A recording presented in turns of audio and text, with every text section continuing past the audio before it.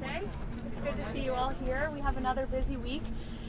When is it not a busy week here at the White House? As you all know, we'll be traveling to Michigan tomorrow. I know the president's really looking forward to it.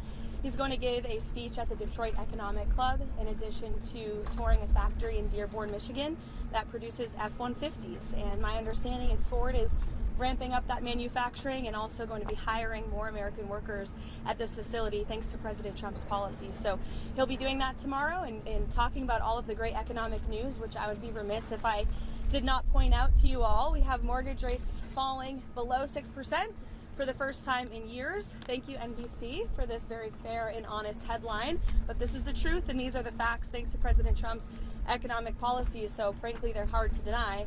And then again, we have the Washington Examiner out this morning with gas prices. The national average has fallen to $2.79 per gallon for the first time in nearly 5 years. So these were two of the biggest pain points for the American people, as you all know, under the previous administration. Gas prices, mortgage rates, interest rates, all things that this administration is committed to seeing fall. In addition to prices, we know core inflation is at its lowest point as it has been in 5 years. And so these economic policies are really coming into fruition now that we're in 2026. And we'll be seeing more tax cuts into the pockets of the American people later this spring as well. So it's all good news on the economic front, and I know the president looks forward to talking about that tomorrow in Michigan. I'll take some of your questions today. Does the president think that the Fed chair should be in jail? Thank you so much, Karoline.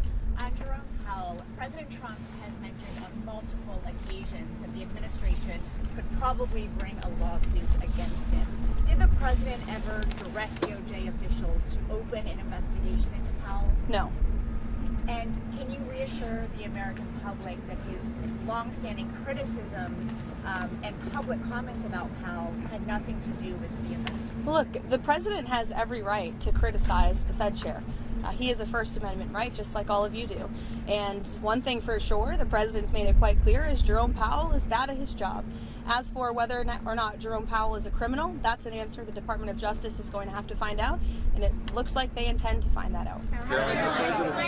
Thank you. Two more questions on the Fed for you. Senator Tillis is promising to hold up all Fed nominees until this legal matter with Jerome Powell is resolved. What does the president make of that?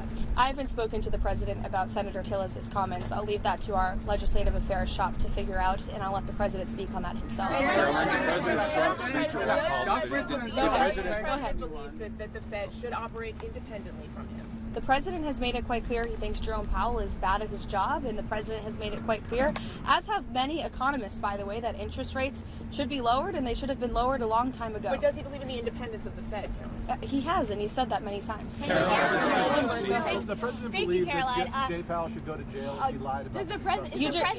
Eamon, you're yelling out a question that's being asked in a different way, but it's the same exact question as we just answered, and I just answered it. We'll let the Department of Justice determine that. Taking airstrikes off the table in Iran, and does he believe there's a potential path to end the protest there without military action? Well, I think one thing President Trump is very good at is always keeping all of his options on the table, and airstrikes would be one of the many, many options that are on the table for the commander-in-chief. Diplomacy is always the first option for the president. He's told all of you last night that what you're hearing publicly from the Iranian regime is quite differently from the messages the administration is receiving privately, and I think the president has an interest in exploring those messages. However, with that said, the president has shown he's unafraid to use military options if and when he deems necessary, and nobody knows that better than Iran. Go ahead, Steve Witkoff talking to the Iranians at the moment. I understand that Steve Witkoff will continue to be a very important player in diplomacy with respect to Iran. Trump has confidence in Delcy Rodriguez.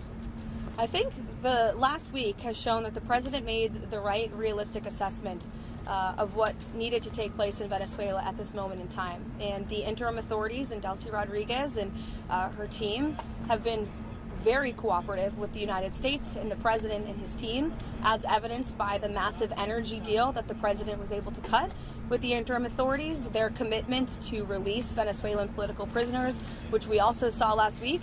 So we've seen a great level of cooperation, and the president expects that to continue. Go ahead. Sorry. And how soon does he want to see elections in Venezuela? I think right now it's still too soon to say, and I don't want to set a deadline for the president. What's the meeting this morning with Marco Rubio about Venezuela? What can we see this week? on Venezuela? More meetings? The president meets with the Secretary of State and National Security Advisor daily, sometimes multiple times a day, and so it was on a range of topics, as it always is. As President Trump on Venezuela, what practical steps would the White House like to see the interim authorities take to stop Iran and Hezbollah from operating in the country, and have those authorities done anything on that yet? I think right now the main correspondence with the interim authorities is really focused on obviously ensuring stability and prosperity and continued cooperation with respect to energy. As you all know, there was a very powerful and big group of oil executives who were here at the White House on Friday, and so continuing to iron out some of these energy deals. We also have made it very clear, the president's made it very clear, that we don't want to see any more jug boats sailing from Venezuela towards the United States of America, which we have not, frankly, in the last week. President's also made it very clear that only oil tankers that are approved by the United States of America will be flowing from Venezuela, and we will continue to seize ships that are stateless or that are not approved for commerce by the United States. Back to Iran, is the objective in these discussions with Iran still complete denuclearization, or what else is the president looking for as he, engages in these discussions? Well, he's made it quite clear he certainly doesn't want to see people being killed in the streets of Tehran, and unfortunately that's something we're seeing right now.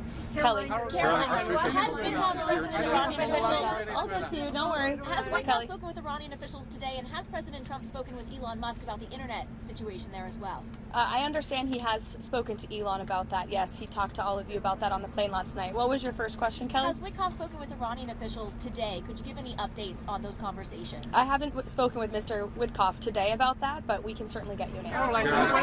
Archbishop Coakley is here. President Yes, Trump is meeting with Archbishop Coakley. Great interest to you, I'm sure. Absolutely, and they may be speaking as we're speaking. Can you give us a preview of what they'll be talking about, or will there be a readout as well after they're done of what they discuss? I can see if the president will provide you a readout. How's that? Yep, sounds good. And also, President Trump, has he seen the video put out by Jerome Powell on Sunday? And if so, what's his reaction? That video was put out after I was with the president when Air Force One landed last night, I believe. So I was no longer with him when that video came out. I don't know if he's seen it. Does the president have a dateline or a timeline? No, he has not set a timeline, but it's definitely a priority for him. She's asking about Greenland, and I think the president was very clear last night. He said that he wants to see the United States acquire Greenland because he feels that if we do not, then it will eventually be acquired or even perhaps hostily taken over by either China or Russia, which is not a good thing for the United States or for Europe or for Greenland as well. Let's not forget, it would not just be in the best interest of the United States, but perhaps it would be in the best interest of Greenland as well to be part of the United States and protected by the United States. I can't even finish my answer. Everybody's screaming. Go ahead, Monica. Caroline, what did the president mean last night when he said that Iran had called to negotiate and that there may be a meeting that is set up? I mean, what else do you want me to explain by that? Who called and who would be a part of that? There was an official from the Iranian government, I believe it was reported earlier, that reached out to a member of the president's very close team, Special Envoy Whitcoff, expressing a far different tone than what you're seeing publicly. About the meeting on Thursday, Secretary Kristi Noem has been front and center in response to this ICE video. Is the president satisfied with her efforts there and all of her media interviews? Yes, 100%. President Trump and I actually spoke about this last night and how Secretary Noem is doing a phenomenal job, not just securing the border, which she and the president did together in record time, but also in defense of the brave men and women of ICE who put on a law enforcement uniform every single day to protect our communities and to protect all of you and every American, regardless if they are Democrat or Republican. ICE is doing a very important job to remove illegal alien criminals from our communities. And I think it's very striking that all weekend long, you had agitators and violent American citizens out in the streets of Minneapolis protesting. Protesting what exactly?